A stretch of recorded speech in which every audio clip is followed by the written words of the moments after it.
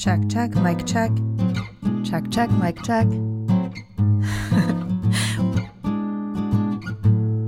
Welcome to Podcast Envy, episode number 47. I'm your podcast boss, Andrea Klunder. And this week, if you are listening to this very close to the time that it is released, I'm at Podcast Movement in Orlando, Florida, Podcast Movement 2019.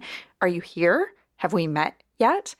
Whether or not you are currently here at the Podcast Movement Conference in Orlando, I am here with some conference tips for you. If you're missing this podcast movement, don't worry. Your FOMO is totally unwarranted because there are more conferences. You can still attend She Podcasts Live, assuming, of course, you want to be surrounded by female podcasters and learn more about podcasting from the feminine perspective. I will be co-facilitating a panel workshop on learning how to fall in love with your voice as a podcaster. That's coming up October 11 through 13, 2019 in Atlanta, Georgia. And if you haven't yet gotten your ticket, go to thecreativeimposter.com/She Podcasts Live to learn more. Or just simply click the link in the show notes for this episode and at thecreativeimposter.com/PodEnvy047 for episode 47. Have I given you enough URLs to remember yet? All right, back to this idea of how to win at a podcast conference. You didn't know that this was a game, did you?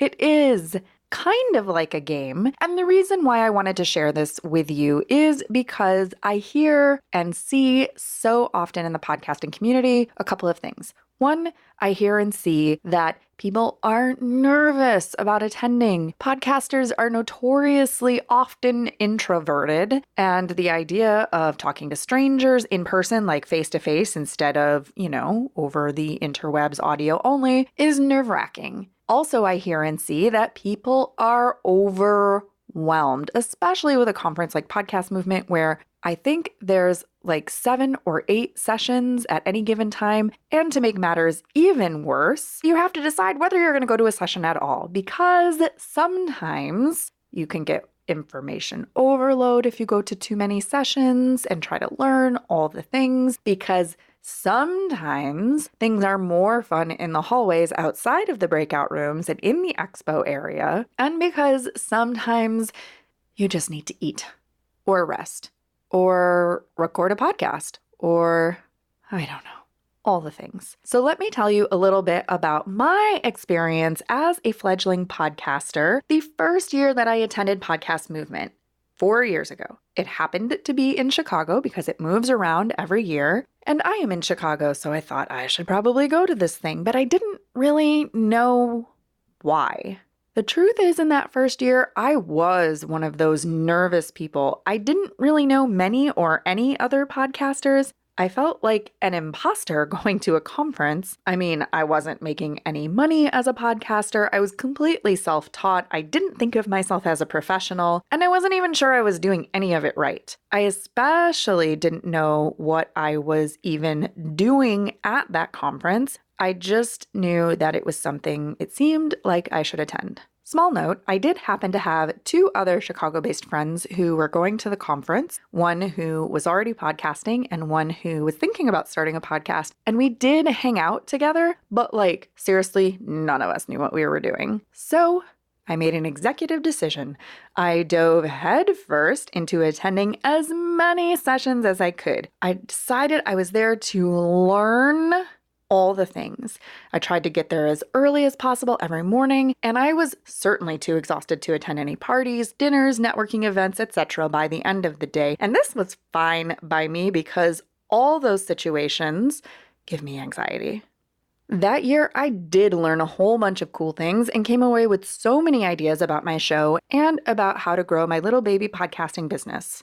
Also, one thing that I did push myself to do that I'm so grateful for is that they had these sort of pre-conference sessions, and I can't even remember what they were called, but they were an opportunity for speakers who did not have official breakout sessions to come up and give these 10-minute talks on various topics. And the person who was emceeing the session that we were in, his name is Matt Marr, also a podcaster who I love and who has been on my other show, The Creative Imposter, and whose show, Dear Maddie, I have been on, and I will, of course, link those in the show notes. Anyways, that is where I met Matt Marr. And Matt was inviting people in the audience who are not scheduled to speak to come up, introduce themselves in their show in like a quick, 30 seconds or something like that. And even that makes me nervous. You would think that as a speaker, as a podcaster, as someone with acting training, that would not, but it does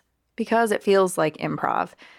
Anyway, I did it and people were really interested in my topic. At that time, Podcast Envy didn't even exist, so it was just The Creative Imposter, and I got invited to be on a couple of other shows, specifically Mindfulness Mode with Bruce Langford and Overcoming Graduation with Brian Drury, and I can't remember if anything else came from that session, but definitely those two, so I will link those in the show notes as well. So I got over my nerves, and I got up for 30 seconds and talked about my show and led a brief meditation, and it was a great tool for networking. So year one ended up being fine, but I kept hearing about how great all of the parties were. You know, those ones that I was too tired to attend, and how the magic happens in the hallways outside the session rooms. And so the next year in Anaheim, I decided to focus on the parties, on meeting people, on talking to strangers. And I knew that in order to do that, I had to shore up my energy and get some good sleep. So I did not set an early alarm. I did not try to make the 8 a.m. sessions. I arrived when I arrived each day, and I only went to a very select handful of sessions to keep my mind clear so that I had plenty of opportunities to randomly start conversations with people. That year, I met so many fascinating podcasters, scheduled new guests for my show, got booked on other people's shows, and started making what I call pod friends in the industry. This whole thing of pod friends is super important because, as you may or may not yet know, podcasting can sometimes start to feel like this very solitary thing. It's not like performing on stage where you have an immediate feedback loop, an immediate direct interaction with your audience. It is something that likely you are doing in a room by yourself. Maybe you have another person there, or maybe you have another person connecting with you over the internet, but largely you are speaking out and not always getting a huge amount of feedback back, no matter how many people you have listening. Also, sometimes you have questions and maybe you can't afford to hire a coach or consultant like me to get those questions answered. Or maybe if you post it in a Facebook group for podcasters with thousands of members, you get all this conflicting, sometimes not really that great advice back, and you just feel more confused and overwhelmed. Having specific pod friends who get what you're going through, who have a certain level of expertise and passion in the industry, and believe me, if people are attending conferences regularly, they have expertise and passion in what they're doing. Being able to reach out to those specific people can mean the difference between growing as a podcaster and pod fading. We don't want the pod fade. In just a moment, I am going to give you the secret to winning at podcast conferences. And no, it has nothing to do with competition, because this is one place where there are no losers. But before I do that, it is Podcast Angel time. I know you tune in each episode of Podcast Envy and you cannot wait to hear the Podcast Angel segment. But if you're paying close attention, you already know who the Podcast Angel is. I mentioned it at the top of the episode, and that is She Podcasts Live 2019, the podcasting conference for and by podcasters from the female perspective. I just literally a few moments ago downloaded the app and started looking through the comments and photos that are already popping up months in advance. Started looking at the other sessions that are available. And I know I've mentioned this, but if you're coming, I would love to see you on Friday. I think previously I may have said it was Saturday, but on Friday at 2:30 p.m. as part of the voice training panel, in which we are going to share our best tips, techniques, and secrets to help you fall in love with your voice, because it is the most powerful podcasting tool that you have.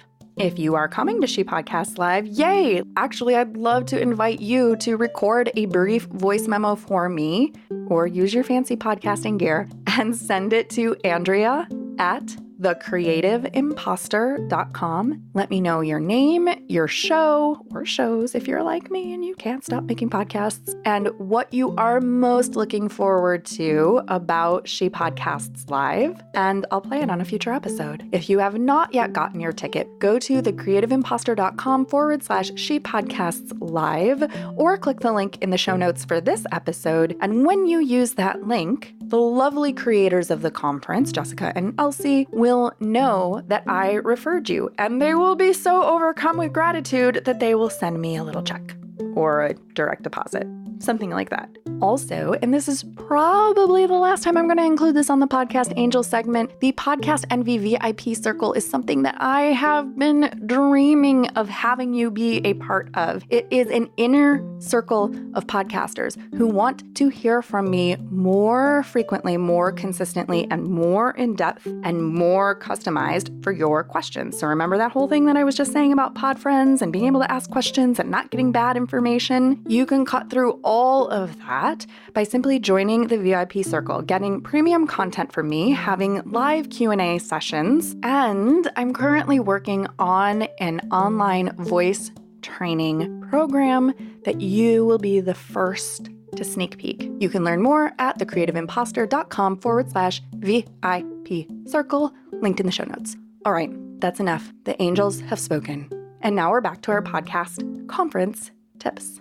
All right, since those first two podcast movements, I have attended both Podcast Movement and PodFest, both as a speaker and as an attendee, and I have held several different intentions for each conference, all with different results. In this way, I have always found it well worth my time, money, energy, investment to attend these conferences, because let's face it, it is an investment. The secret to winning at a podcast conference is not competition, and it's certainly not trying to do everything. The secret is choose one thing.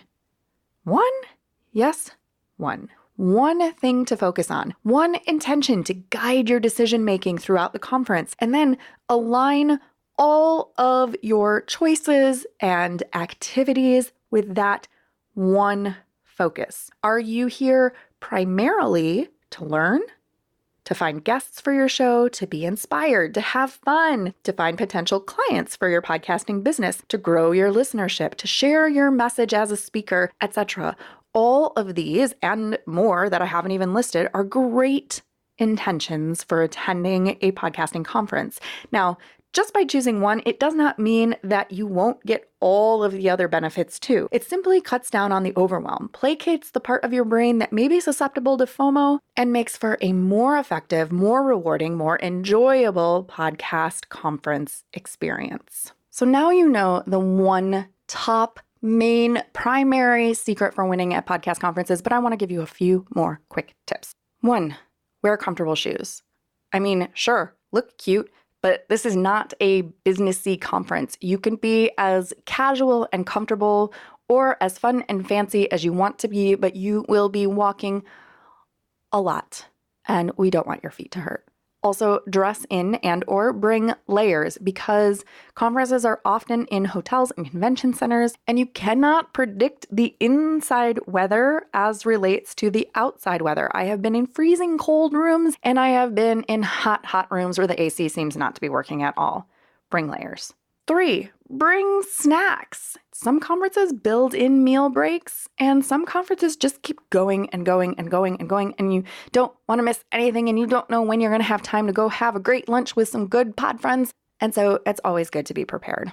4, have a plan for recharging. Introvert, extrovert, doesn't matter. There's so much going on and so much stimulation and so many new people and so many cool things that it is important to take some time for yourself to rest and digest, whether that means going back to your room in the middle of the afternoon for a little bit, whether that means sleeping in the morning and not rushing to get there first thing, whether that means just stepping into the coffee shop or cafe and having a lovely little beverage by yourself. Hint, if you don't want to talk to anyone or engage with anyone, just put your headphones on. No one will question that at a podcasting conference. 5, be curious. Ask questions, talk to people you wouldn't normally talk to, look for people who are standing around without headphones on and don't appear to be talking to anybody. There's probably nothing wrong with that person. It's just that they might be shy, or they might be new, or they might just be stuck in a moment of overwhelm and indecision and not know what to do or where to go next. Say hi, introduce yourself. Easy icebreaker question: what's your podcast about? It might be boring. Maybe you can think of something more creative than that. How about, if you weren't at a podcasting conference right now, what would you be doing? I don't know. I hate icebreaker questions. Number 675, I don't remember what number tip this is because I'm not scripting this. I'm just thinking off the top of my head of all the things that I have learned from going to podcast conferences that have made my life harder or easier. And this is follow-up. Oh, I hate conference follow-up. I always get this stack of business cards and always meet these really cool people. And I've even started this thing where when I get the business card, if at all possible, I try to jot something down on it to remind me of the context in which I met this person or what we talked about or why this person was interesting to me or something I want to share with them. And even then, I always come across this stack of business cards like many months later, and I'm like, oh, I never followed up with these people. I'm admitting it. You can be a boss and still not get everything done perfectly. The best success I have had in following up with people is not through the business card. It is through making an immediate connection with them in the moment that they're standing there face to face on a social media platform that makes sense. My favorite is LinkedIn right now for that sort of thing. However, not everybody is on LinkedIn. So if not LinkedIn, maybe Instagram, maybe Facebook, maybe Twitter if you're one of those weirdos who like Twitter. What I try to do is ask what platforms they're most active on, and then we choose one that mutually works for us. We make a connection right away. I send a message right away, and this puts them sort of in my queue of things that I'm looking at every day, which is my phone and my computer, which is not a stack of business cards in my bag. Another thing I like to do, if the Wi-Fi is reliable at the conference, is to immediately go find an episode of their show and download it or subscribe to it so that I have all these new podcasts in my queue to listen to after the conference and on the way home. And truth be told, I'm probably not going to love all of those shows. Some of those shows may not be the right topic for me, and that's okay. I just like to check out the show, see what they're doing, and see if there is a connection, if there is a reason to invite them to be on my show, if there is a reason for me to see if I can be on their show, if there is a way that I can support them or connect them to someone else who may be a great fit for them. But definitely by checking out their show, that will help me remember that person and cement them into my mind for future follow-up. Last tip, have fun. Have fun and be prepared for the unexpected. Be open to things not going exactly the way that you plan them to. Be open to serendipity. Say yes to that random lunch invitation, even if you don't really know the person that well. Talk to strangers. Don't worry about your strategy. Just have a good time. All right, that's that for this episode of How to Win at Podcast Conferences. I hope that you are here at Podcast Movement and I get to meet you. You can hit me up on LinkedIn. You can hit me up on Instagram. If you're not here at Podcast Movement, I hope to see you at She Podcasts Live. And if not there, at a future podcasting conference, because I'm sure I'll be at more. Don't forget to send that voice feedback to me if you are attending She Podcasts Live. Name, show, and what you're most looking forward to. And by the way, I have some really great episodes coming up of Podcast Envy that I'm super excited about, including behind the scenes with some of this podcast's boss clients, the Santa Fe Opera, the Institute for Justice, Sarah Bueno from Conversations with a Wounded Healer, and more. Podcast Envy is produced by your podcast boss, Andrea Klunder. That's me. The Podcast Envy theme music is by Valentin Sosnitsky, courtesy of the Free Sound Project at freesound.org, and our podcast Angel music is by Benjamin Mastropolito, also on freesound.org as Lemon Cream. All music is licensed under the Creative Commons. Our episodes are mixed by Edwin Ruiz, and hey, if you want your show to sound as good as ours, hire us. Put the magic audio mojo of the Creative Imposter Studios to work for you. Thanks so much for listening, and here's to making your podcast the envy of everyone else.